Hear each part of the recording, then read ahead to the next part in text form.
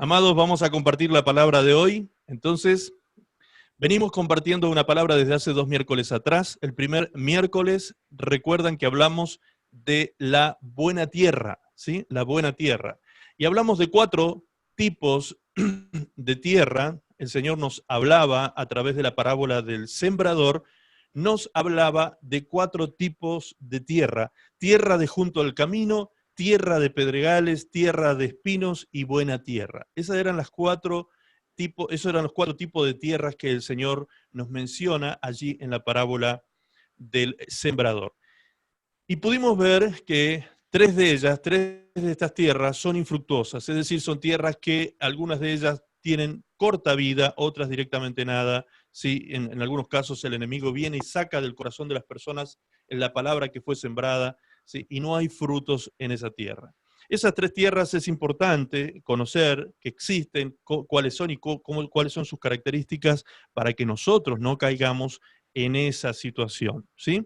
Pero lo que nos importa a nosotros más que nada es quedarnos con el ejemplo de la buena tierra. La buena tierra, ¿cuál es la que lleva fruto a 30, a 60 y a 100 por uno? La buena tierra. Ahora, ¿de qué dependía que seamos una u otro tipo de tierra? Dependía de, como pudimos, no voy a hacer el repaso de todo el mensaje del miércoles antepasado, pero vamos a hacer rapidito una pasada por encima de esto. ¿Dependía de qué? Oír, recibir, entender y retener con corazón bueno y recto, dando frutos con perseverancia. Esa era la conclusión de la comparación de los evangelios sinópticos, donde se habla de la tierra, de la buena tierra, ¿sí? De la tierra fértil que produce a 30, 60 y a 100 por uno. Esa buena tierra que representa nuestro corazón, donde cae la palabra de Dios, ¿sí?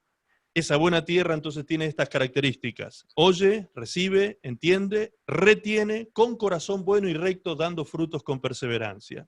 Ahora, todo depende de la primera reacción que tenemos frente a la palabra de Dios. Todo depende de esa primera reacción. Está escrito en Lucas capítulo 8, verso 18.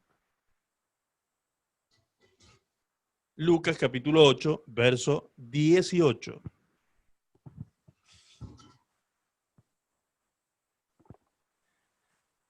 Allí dice, Jesús, luego de compartir la parábola del sembrador, terminó diciendo o concluyendo este discurso con este versículo. Jesús dijo, mirad pues cómo oís. Mirad pues cómo oís. La clave es oír. En el cómo oír está la clave, ¿sí? Por eso Jesús dijo, mirad bien, mirad pues cómo oís. Es decir, nada de lo que viene por delante, retener, guardar la palabra, recibirla, comprenderla, todo esto que decíamos recién, nada de eso va a suceder si primero yo no oigo. ¿Y cómo debo oír? Con atención, ¿sí? Con suma atención debo oír la palabra del Señor. Dependiendo de cómo oigo, van a poder darse las otras situaciones, el tema de entender, de comprender, de recibir, de guardar, de retener, todo lo demás se va a dar a partir de cómo oigo. Por eso el Señor cierra la parábola del sembrador con este versículo magistral, ¿sí? Por lo tanto, miren cómo oyen. La importancia de oír. En el oír está precisamente la clave. A partir del oír es que comienza a cambiar todo lo demás, empiezan a suceder todas las demás cosas. Si yo no oigo como Dios quiere que oiga su palabra, ¿sí? ¿Y por qué digo como Dios quiere que oiga? Porque la palabra dice en varias ocasiones, dice, el que tiene oídos para oír, oiga, ¿sí? Es como si fuese una redundancia, es como si fuese una cosa lógica. ¿Cómo no va a oír el que tiene oídos para oír? Es que resulta que muchas veces nosotros no oímos, solo escuchamos, ¿sí? escuchamos sonidos, escuchamos voces, escuchamos que alguien nos habla, escuchamos, pero no oímos. Inclusive, el primer gran mandamiento, cuando a Jesús lo confrontan y lo quieren tentar allí los escribas, que querían hacerle pisar el palito a Jesús en el aspecto teológico, en cuanto a conocimiento de la ley, ¿sí? Entonces, en un momento le preguntaron cuál era el gran mandamiento. Y Jesús les dice que el primer gran mandamiento es: oye Israel, oye Israel, Jehová tu Dios uno es. ¿Sí? Oye Israel. Fíjense que lo primero que el Señor Jesucristo dice que debemos nosotros hacer para agradar a Dios es oír. Le dice a su pueblo: oye Israel. Oye Israel. Lo primero que tenemos que hacer entonces es precisamente oír. Por eso Jesús decía: mirad pues cómo oís. Esto hará la diferencia entre la tierra infructuosa y la tierra fértil que produce a 30, a 60 y a 100 por uno. Ser buena tierra, entonces, no depende de Dios en primera instancia. Preste atención ahora a lo que vamos a entrar a desarrollar. Ser buena tierra no depende de Dios en primera instancia, sino de nosotros. Por eso los frutos son nuestros. Recuerdan que cuando después nos trasladamos a Juan 15, cuando veíamos que Jesús decía: yo soy la vid, vosotros los pámpanos, el que en mí no lleva fruto será cortado, pero el que lleva fruto será limpiado, para que lleve más fruto y luego mucho fruto. Y esos frutos, esos 3 niveles de fruto que pudimos ver el miércoles pasado, esos 3 niveles de fruto, de los cuales habla Juan 15, ese 30, ese 60 y ese 100 por uno, como la tierra fértil también, esos 3 niveles de fruto, ¿sí?, dependían de nosotros. Dependían de nosotros. Es decir, Dios nos convence de pecado, pero el que se arrepiente soy yo. Dios me enseña el camino recto de santidad, pero el que se santifica soy yo. ¿Recuerdan que eso quedó muy claro el miércoles pasado? Mateo capítulo 3, verso 8, Romanos 6, versículo 22, y Hebreos 13, 15, cuando habla de que el último nivel de fruto es cuando nosotros nos transformamos en proclamadores de su palabra y del evangelio. Jesús dijo también esto, escuche con atención, recuerde, acá es muy importante prestar atención a cada paso, no perdernos nada para poder entrar nosotros en este plan de Dios y ser personas de alta productividad dentro del reino de Dios. Juan 15:5 dice: yo soy la vid, vosotros los pámpanos, el que permanece en mí y yo en él, este lleva mucho fruto, porque separados de mí nada podéis hacer. Es decir, que, repito, en primera instancia depende de mí. Pero una vez que yo oigo, ¿sí?, entiendo, atiendo la voz de Dios y la entiendo, la comprendo, y decido llevarla a cabo, ya no depende solo de mí, sino que depende del Señor. También ahí comenzamos a depender del Señor. Ahí es cuando el Señor dice: separados de mí, nada podéis hacer. Ahí ya la cosa no depende solo de mí. Ahí es cuando nos damos cuenta que solo no podemos dar esos 3 niveles de fruto. Por eso les decía también estos días atrás que si fuese posible que el hombre se santificara por sí solo, no necesitaría el Evangelio, no necesitaría el Espíritu Santo, no necesitaríamos a Cristo, no necesitaríamos la palabra de Dios que nos limpia y nos renueva el espíritu de nuestra mente. No necesitaríamos nada de la provisión que Dios nos ha dado para santificarnos. Sin embargo, aquí el Señor nos deja claro que estos niveles de fruto que espera que nosotros demos, los vamos a dar siempre y cuando estemos en Él, porque separados de Él, nada podemos hacer. Amén. La comunión con Cristo es sumamente importante. La comunión con el Espíritu de Cristo es sumamente importante, gravitante, ¿sí?, para que nuestras vidas realmente lleven estos frutos que el Señor espera que nosotros demos en esta vida. Vamos a profundizar entonces cómo se lleva a cabo este proceso, cómo es que podemos llegar a ser fértiles, fructíferos en la obra del Señor. Isaías capítulo 32. Isaías capítulo 32, versículo 15. Por favor, tomen nota. Aquellos que quieren leerlo pueden acompañarme con la lectura. Allí dice: hasta que sobre nosotros sea derramado el Espíritu. Fíjense que Espíritu está escrito con mayúscula. Espíritu, hablando del Espíritu Santo. Hasta que sobre nosotros sea derramado el Espíritu de lo alto, y el desierto se convierta en campo fértil, y el campo fértil sea estimado por bosque. ¿Sí? Es decir, en consecuencia del derramamiento del Espíritu Santo, está diciendo aquí la palabra, se convierte el desierto ¿en qué cosa? En campo fértil. ¿Sí? Y el campo fértil termina transformándose en un gran bosque que lleva muchísimo fruto.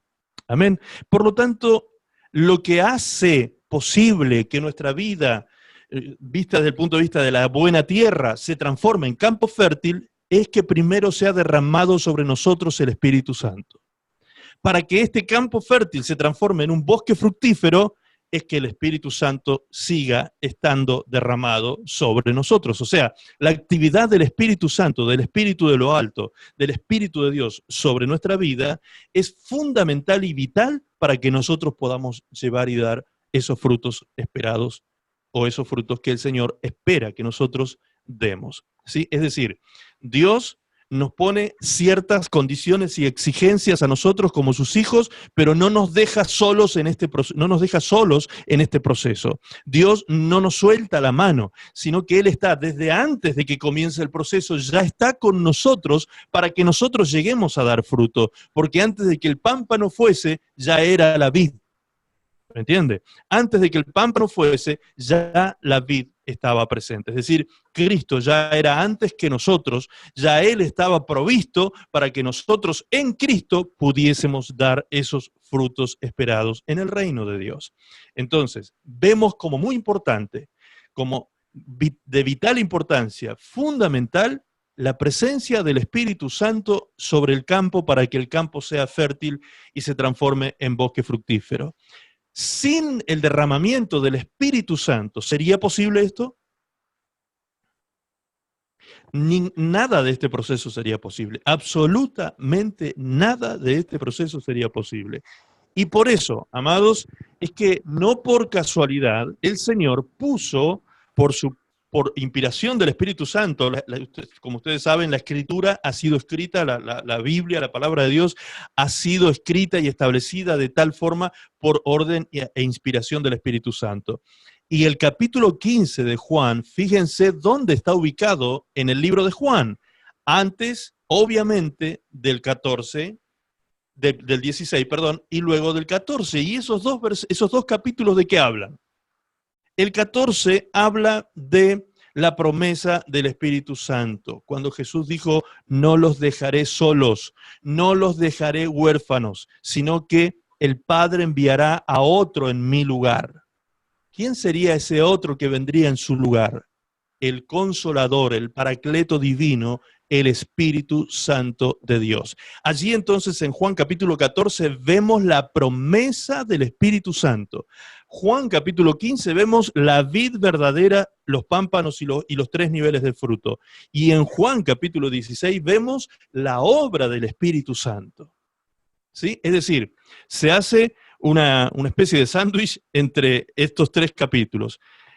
Abrazan al capítulo 15 estos dos, 14 y 16, que hablan de la promesa del Espíritu y de la obra del Espíritu en la vida de un cristiano. No por casualidad quedó en el medio el capítulo 15 que habla de los frutos. Es decir, indirectamente podemos ver entonces que todo depende de la obra del Espíritu Santo y del derramamiento del Espíritu Santo sobre nosotros. Vamos a verificarlo esto, por favor, en las Escrituras. En el capítulo 3 de Mateo, habíamos leído en el versículo 8, donde dice, haced pues frutos dignos de arrepentimiento, ¿sí? Haced pues frutos dignos de arrepentimiento. En Romanos 6:22 vimos que la palabra nos habla de la santificación como fruto también que nosotros debemos dar.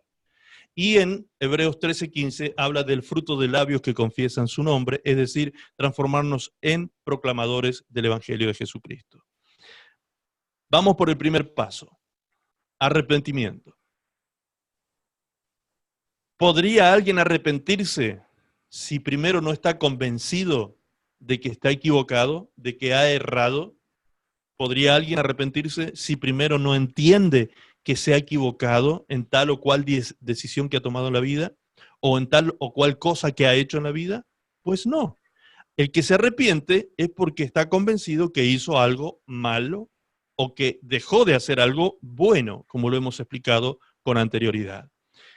¿Quién hace esta obra de hacernos a nosotros entender que hemos errado al blanco, que hemos pecado, que hemos errado el camino y que hemos sido torpes en nuestra vida y en nuestras decisiones?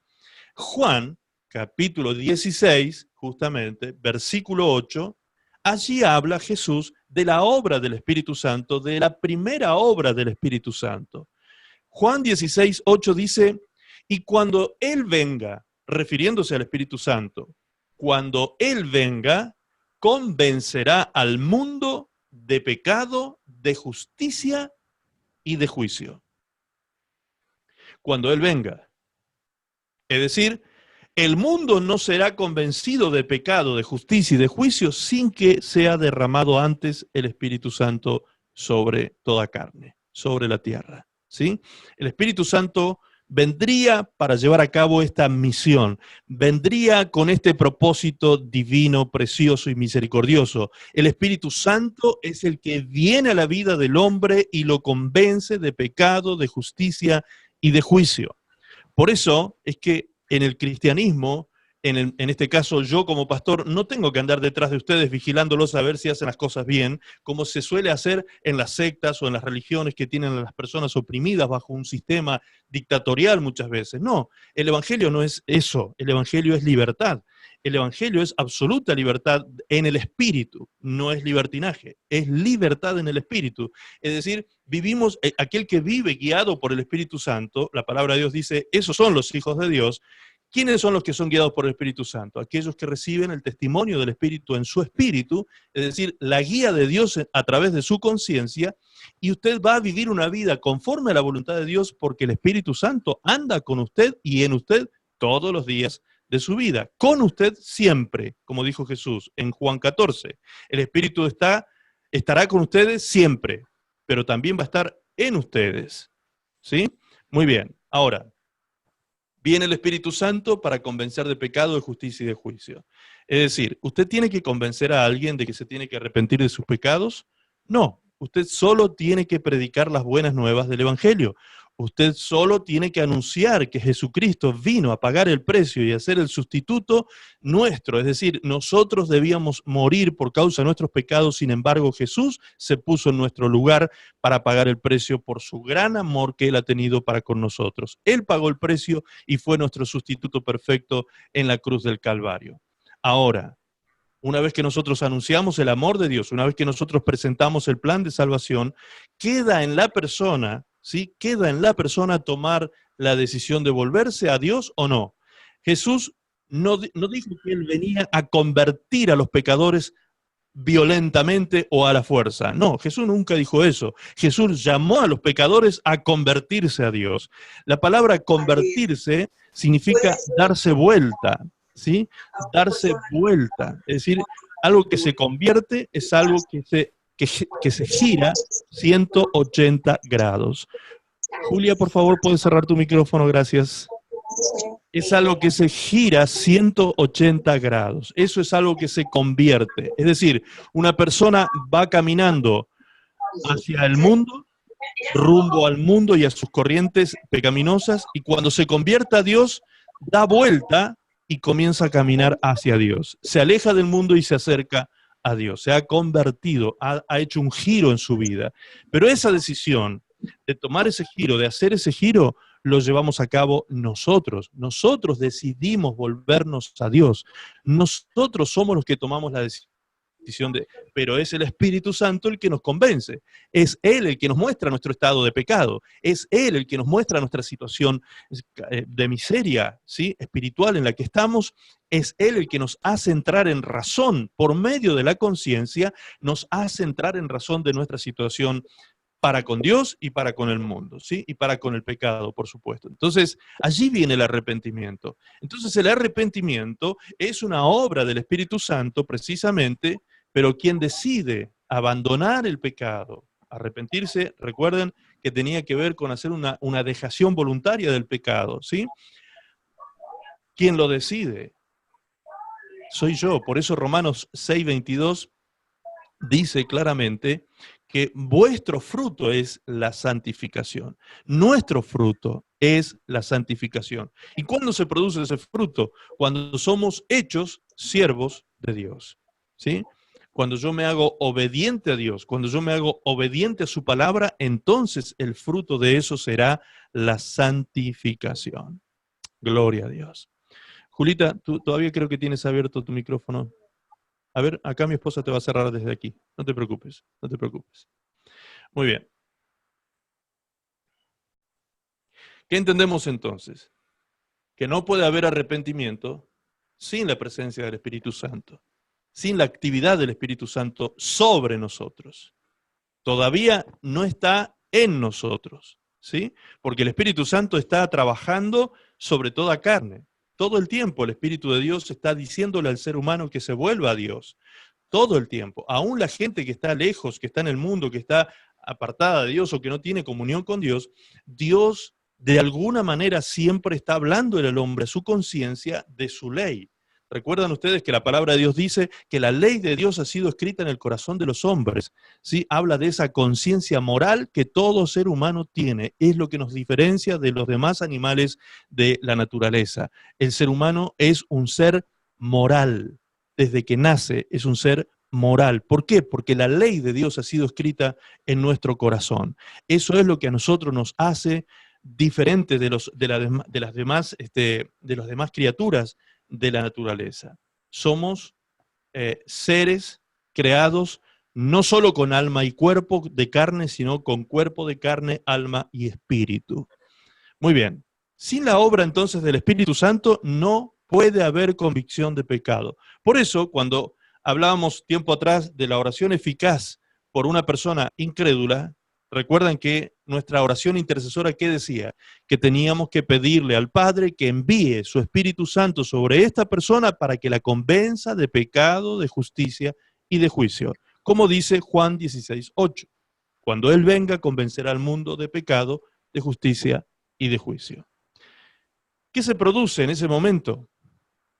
Tristeza. Recuerdan, también esto lo explicamos. El proceso del arrepentimiento comienza a partir de que la persona empieza a entrar en razón, empieza a entender su situación y esto le provoca tristeza. Segunda de Corintios, capítulo 7, versículo 9 y 10. Allí se explica claramente el proceso de tristeza que viene al corazón de la persona, que Dios le inocula, podríamos decir, esta tristeza en su corazón.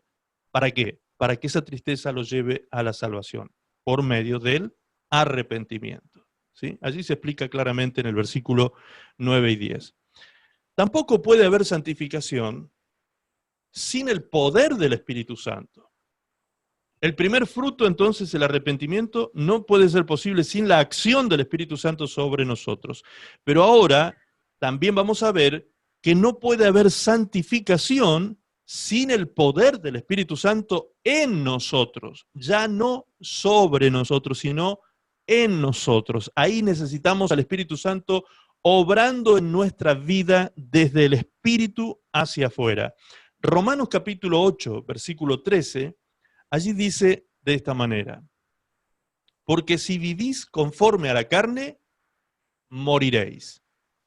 Si vivís conforme a la carne, moriréis.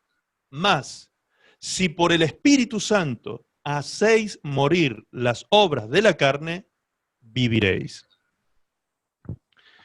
Es decir que no puede haber muerte de la carne y sus obras, sus deseos y pasiones desordenadas, sin el Espíritu Santo en nuestra vida.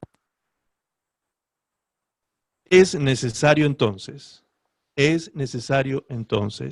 ¿sí?, la obra del Espíritu Santo en nosotros, ya no sobre nosotros, sino en nosotros. Por eso el apóstol Pablo dice claramente: no os embriaguéis con vino en lo cual hay disolución, sino antes bien sed llenos del Espíritu Santo. Porque con esa llenura del Espíritu Santo es que nosotros vamos a poder tener victoria sobre el pecado, sobre todo lo que está produciendo nuestra carne todos los días. Todos los días, cada vez que nos levantamos, la carne está allí atenta a salir a la calle, la carne está dispuesta para el pecado todo el tiempo, ¿sí? Y es débil ante la tentación, decía Jesús. El espíritu está dispuesto a servir a Dios, el espíritu está dispuesto a ser corregido por Dios, el espíritu está dispuesto a hacer la voluntad de Dios, pero la carne es débil, ¿sí? Por lo tanto, si soy un cristiano carnal, la carne va a estar dominando mi vida en forma permanente. Pero si soy un cristiano espiritual, voy a ser un cristiano lleno del Espíritu Santo y tendré en mí el poder para vencer las obras de la carne. Es de lo que está hablando el apóstol Pablo en Romanos 8, verso 13. Dice: porque si vivís conforme a la carne, moriréis. Mas si por el Espíritu Santo hacéis morir las obras de la carne, viviréis. Claramente dice el apóstol Pablo que por el Espíritu Santo es que nosotros podemos hacer morir las obras de la carne. La santificación entonces es imposible que se lleve a cabo sin que el Espíritu Santo opere en nuestras vidas.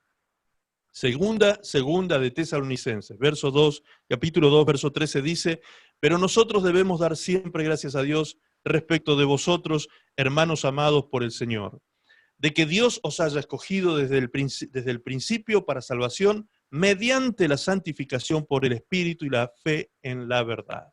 Aquí se nos suma un aspecto más que está relacionado con lo que veníamos hablando desde antes, la fe en la verdad, ¿sí? Es decir, por el Espíritu Santo, la santificación por el Espíritu Santo y la fe en la verdad. Es decir, si usted no cree lo que Dios dice, si usted duda de lo que Dios dice, difícilmente usted obedezca lo que Dios dice. Y si usted no obedece lo que Dios dice, difícilmente sea santificado, obviamente. O sea, va a ser la obediencia a la palabra es lo que produce la santidad en nuestra vida. Por lo tanto, la fe en la verdad tiene que estar acompañado, no solo llenarme del Espíritu Santo, sino también tener fe en su palabra. Y para tener fe en su palabra, primero tengo que conocerla, tengo que oírla, ¿sí? Claramente dice Romanos 10, 17, la fe viene por el oír. ¿Y el oír qué? Palabra de Dios, ¿sí? Si bien esa fe de la que habla Romanos 10, 17 tiene que ver con la fe de salvación, también es la fe que nos mantiene en Cristo para santificación, ¿sí? Entonces debemos oír la palabra de Dios con fe, con confianza, creyendo lo que Dios dice. Si Dios dice que es negro y yo lo veo blanco, juéguese la cabeza que es negro, porque si Dios dice que es negro, punto. No discutamos con Dios, no cometamos esa necedad de discutir con Dios. La palabra de Dios dice: ¿puede acaso decirle la vasija a su hacedor, al alfarero, qué haces? Es decir, ¿por qué me haces de esta manera? ¿Puede la vasija decirle al alfarero eso? No, el alfarero hace la vasija como a él se le antoja, le da la forma que él quiere a la vasija. Lo dice esto la palabra de Dios respecto de nosotros en relación con nuestro Dios. ¿Podemos nosotros acaso decirle a nuestro Dios: ¿qué haces, Dios? ¿Por qué haces tal cosa conmigo? ¿Y enojarnos con Dios? No, imposible. Eso es un acto de necedad. Es un acto de necedad. Discutir con Dios, no, usted va a perder siempre, ¿sí? No cometamos ese acto de necedad. Creamos a Dios y a su palabra y vamos a ver resultados extraordinarios en nuestras vidas. Muy bien, hasta aquí entonces vemos que el primer nivel de fruto, el arrepentimiento, no se puede producir si no es por acción del Espíritu Santo sobre nosotros. El segundo nivel de fruto, ¿sí?, que hablábamos el miércoles pasado, cuando dice Jesús: para que llevéis más fruto, el segundo nivel de fruto tampoco es posible sin la obra del Espíritu Santo en nosotros. El Espíritu Santo en nosotros es lo que nos hace vencer el pecado, la carne y sus deseos. De esta manera nosotros podemos entonces comenzar a vivir una vida que esté rindiendo como la buena tierra al 60 por 1. ¿Sí? Ya pasamos del 30, que sería el arrepentimiento, al 60 por 1. Ahora veamos el último nivel y qué tiene que ver el Espíritu Santo con este último nivel. Dice Marcos capítulo 13, versículo 11. Recuerdan, el tercer nivel es cuando nos transformamos en proclamadores de la palabra del Señor, cuando le hablamos a otros de la grandeza de nuestro Señor Jesucristo y de su evangelio. Marcos 13, verso 11 dice: pero cuando os trajeren para entregaros, no os preocupéis por lo que habéis de decir, ni lo penséis. Miren cómo lo dice. Ni lo penséis. Sino lo que os fuere dado en aquella hora, eso hablad. ¿Por qué? Y el texto sigue diciendo: porque no sois vosotros los que habláis, sino el Espíritu Santo. ¿Se da cuenta? Esto Jesús lo dice respecto de, él estaba profetizando que algunos de sus discípulos iban a ser llevados inclusive frente a las autoridades, se les iba a acusar, se les iba a hacer pasar momentos muy difíciles, iban a ser perseguidos por ser discípulos de Cristo. Y Jesús les dijo: no se preocupen por eso, no se preocupen lo que tengan que decir, ni siquiera lo piensen. Esto es maravilloso, hermanos, ni siquiera lo piensen. ¿Por qué? Y Jesús dice la clave: porque el que va a hablar en ese momento por medio de sus bocas, el que va a hablar con la sabiduría de lo alto y el que se va a expresar delante de esos hombres, por más autoridad que ellos tengan, por más autoridad que ellos ostenten, el que va a hablar será el Espíritu Santo de Dios. Será el Espíritu Santo de Dios. Por eso muchas veces ustedes les habrá sucedido que de pronto el Señor los puso en una situación frente a alguien y se sintieron allí como que, uy, y esta persona quizás hasta los confronta y les habla de forma despectiva, de que ustedes son creyentes, y de pronto sale una respuesta que a ustedes mismos los asombra, ¿sí? Sale una respuesta para esa persona con una sabiduría que ustedes se desconocen. Es como que ustedes dicen: pero ¿seré yo el que estoy hablando? O sea, es como que difícilmente seamos nosotros que tengamos esa tremenda sabiduría para responder, y sin embargo, el Señor nos pone en nuestra boca las palabras justas y adecuadas para responder a estas personas que muchas veces quedan en silencio frente a las verdades eternas que son dichas por nuestras bocas, por nuestros labios. ¿Por qué? ¿Porque somos demasiado inteligentes, demasiado sabios, demasiado entendidos en las cosas espirituales? No, es porque el Espíritu Santo en ese momento pone en nuestra boca la palabra de Dios para esa persona. ¿Se da cuenta? Entonces, el Espíritu Santo también juega un rol fundamental a la hora de testificar del Evangelio, de testificar de Cristo a otras personas. Juega un rol importantísimo el Espíritu Santo en ese momento. Debemos depender de Él para testificarle a otros de Cristo. Si usted quiere planificar estratégicamente, si usted quiere planificar las palabras, si usted quiere para convencer a la persona, está perdiendo el tiempo, porque usted no tiene que convencer a la persona de pecado. El que va a convencer también es el Espíritu Santo, ¿sí? Usted solo tiene que llenar el depósito, usted tiene que llenar su corazón de palabra de Dios cada día, y en el momento en que el Espíritu Santo quiera usarlo para poder testificarle a otros de Cristo, el Espíritu Santo tomará del depósito, de eso que está allí dentro suyo, guardadito hace tiempo, lo sacará por su boca y mostrará la gloria de Jesús a través de sus labios. La obra del Espíritu Santo, esa es la obra del Espíritu Santo de Dios. Juan 14, 26, allí Jesús dijo acerca del Espíritu Santo, dijo esto: mas el Consolador, el Espíritu Santo, a quien el Padre enviará en mi nombre, Él os enseñará todas las cosas y os recordará todo lo que yo os he dicho. ¿Vieron cómo obra el Espíritu Santo? Es decir, no puede el Espíritu Santo recordar algo que yo no he oído. Por eso Jesús dijo: Él va a recordarles a ustedes todo lo que yo les he dicho.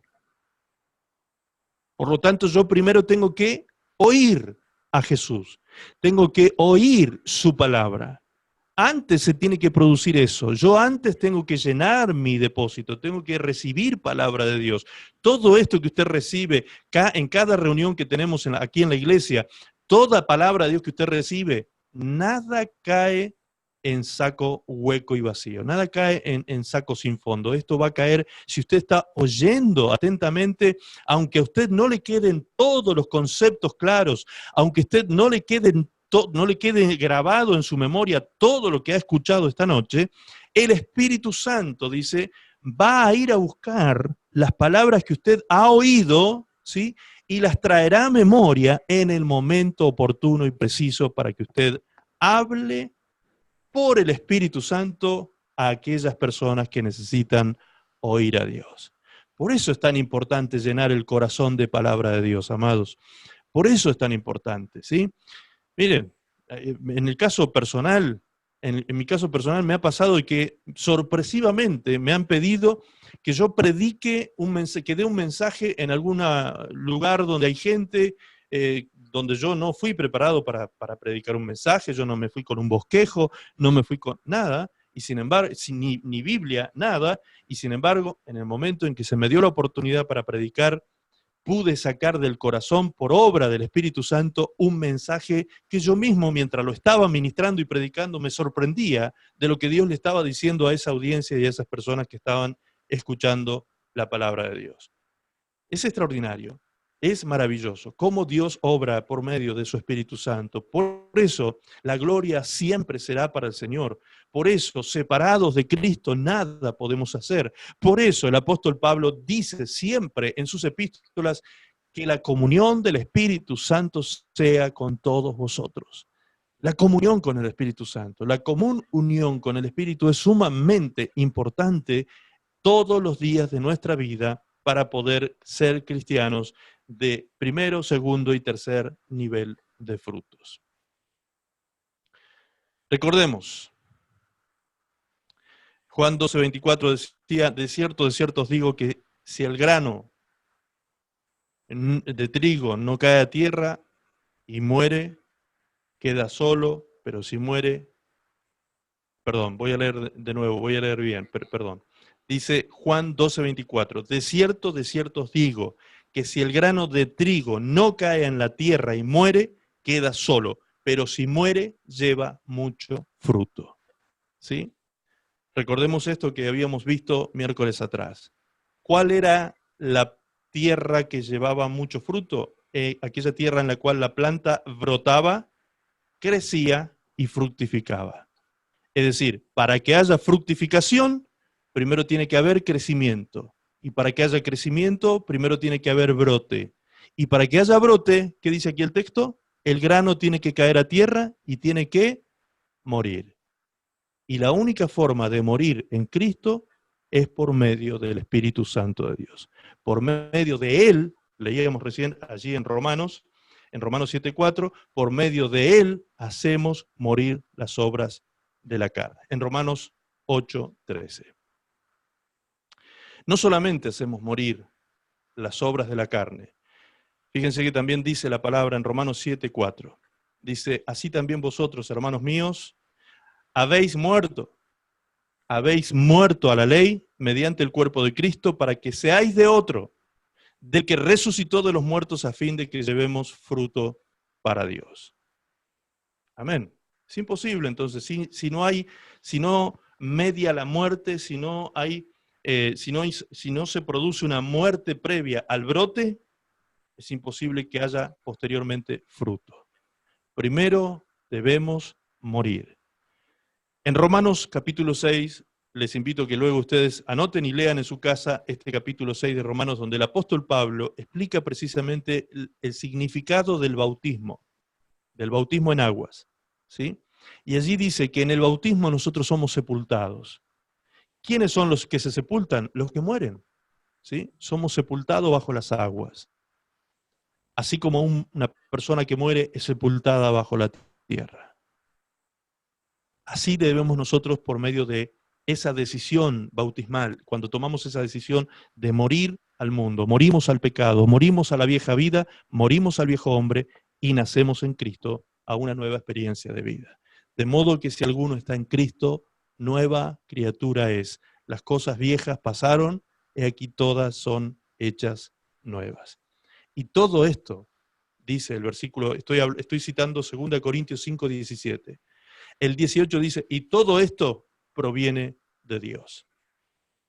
Es decir, nadie puede ser nueva criatura, nadie puede dejar las cosas viejas atrás e ir por una vida nueva sin que esto provenga de Dios. Siempre vamos a estar dependiendo de Dios y de su Espíritu Santo en nosotros para que la obra de arrepentimiento, santificación y hacernos a nosotros embajadores del reino de Dios, es imposible que esto acontezca y suceda sin la obra y la presencia del Espíritu Santo en nuestra vida.